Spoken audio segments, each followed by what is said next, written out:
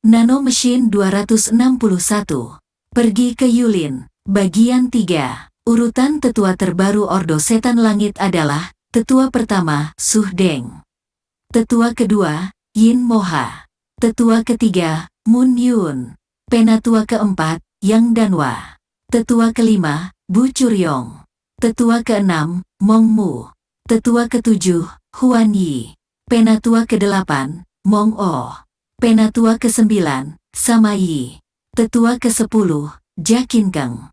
Penatua ke-11, Hang Soyu. Tetua ke-12 Gu Chuyong. Tetua ke-12 hanyalah tetua yang belum mencapai tingkat master superior, tetapi berhasil bertahan dalam kompetisi untuk mendapatkan posisi tetua. Itu adalah perubahan besar setelah 500 tahun. Selain itu, Youn mengumumkan perubahan baru dalam pertemuan besar. Dia menyatakan bahwa bintik-bintik yang lebih tua akan diuji setiap 5 tahun sekali. Ini berarti bahwa semua penatua saat ini diharuskan untuk berlatih jika mereka ingin mempertahankan posisinya dan ada peluang bagi orang lain yang belum menjadi penatua. Aku akan membagi pengawal istana menjadi 6 kelompok. Youn kemudian meningkatkan kekuatan pengawal istana. Pengawal istana dibagi menjadi 6 kelompok dan 6 pedang Youn ditunjuk untuk bersaing satu sama lain. Sebagian besar prajurit dari 6 kelompok ini diisi dengan anggota yang diterima Youn di akademi, tetapi satu-satunya perbedaan adalah bahwa pemimpin tertinggi mereka adalah mantan instruktur senior Hou Jinhang. Keenam pedang setuju dengan Hou Jinhang sebagai pemimpin mereka karena mereka selalu menganggapnya sebagai guru mereka. Dengan segala sesuatu yang berubah, satu-satunya hal yang tidak berubah adalah Guardian. Youn memperkirakan bahwa para penjaga telah menjaga jalan mereka sejak zaman Bapak Pendiri, jadi dia merasa tidak perlu ada perubahan. Dan selama 3 bulan ini, telah terjadi bentrokan dengan klan Blade God Six Martial. Kultus diberitahu bahwa ada kekuatan dari klan pedang Dewa 6 bela diri yang berkumpul di perbatasan Kastil Bokgun dan Jurkang. Jadi tetua pertama Su Deng ditunjuk sebagai komandan dan mengambil Bu Curyong, Jakin Keng, Hang Soyu sebagai letnan untuk memimpin kekuatan. Berbeda dengan harapan pertarungan menjadi besar, hanya ada pertempuran kecil.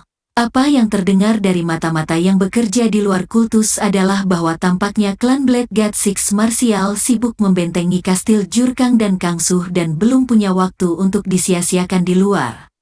Tetapi 4 tetua ditinggalkan di Kastil Bokgun untuk bersiap menghadapi situasi yang tidak terduga. Blade God Six Martial Clan membantuku kali ini. Ini adalah kesempatan bagus untuk Chun Youn. 3 tetua dikirim di bawah pengawasan tetua pertama yang membenci 6 klan. Jadi ini adalah kesempatan bagus bagi Youn untuk mengalihkan kekuatan yang tersisa dari 6 klan. Pekerjaan itu akan selesai jika para penatua yang diutus pulang. Sekitar sebulan yang lalu, seorang utusan tiba dari klan Yulin dari pasukan keadilan. Pesan itu memberi selamat kepada tuan yang baru, dan itu juga tentang menunda undangan ke kompetisi Yulin di tahun baru. Intel mengatakan bahwa ada banyak masalah yang terjadi di dalam klan Yulin. Mereka berusaha keras untuk menyimpan semuanya untuk diri mereka sendiri. Tetapi tampaknya ada mata-mata di dalam klan Yulin yang bekerja untuk klan Blade God Six Martial. Itu akan sulit, Youn menyimpulkan. Berbeda dengan kultus iblis yang menjadikan Lord sebagai tokoh sentral pemerintahannya, klan Yulin adalah asosiasi dari banyak klan dan keluarga yang terjalin yang membuat sulit untuk mencari mata-mata di dalam diri mereka. Kemungkinan klan Yulin akan kesulitan menemukan mata-mata ini. Dan ada juga perubahan kecil. Youn meminta dokter iblis Baik Jongwoo untuk membuat racun yang digunakan musuh dari klan Blade God Six Martial di pesta itu. Ini untuk membuat Yi Burui dan Pahin berbicara. Tapi ramuannya, opium poppy, adalah bunga yang mekar di musim panas dan kultus iblis jarang menggunakannya, jadi tidak bisa dilakukan dengan cepat. Mereka beruntung. Pemeriksaan terpaksa ditunda, dan dalam waktu itu, Youn mengirim tim ekspedisi khusus ke Jiangnu. Setelah melakukan yang terbaik, Tuan Chun Yujong masih tidak sadarkan diri.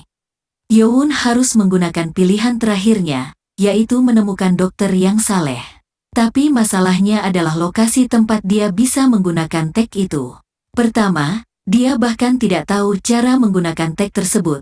Tetapi setelah penyelidikan lebih lanjut, diketahui bahwa pemilik asli dari tag ini adalah Nyonya Mu dari klan Bijaksana. Setelah menanyai setiap prajurit yang dulunya berada di klan Bijaksana, ditemukan lokasi di mana tag perlu diambil. Tapi itu berada dalam wilayah kekuatan keadilan. Ini meresahkan. Sword Creek dekat Kastil Hobuk. Puri Hobuk merupakan wilayah yang diperintah oleh keluarga Jegal dan Marga Mudan. Sedikit lebih ke utara dari sana adalah markas besar klan Yulin. Dimungkinkan untuk berpikir bahwa tidak ada masalah karena kultus sekarang bersekutu dengan klan Yulin, tapi bukan itu masalahnya.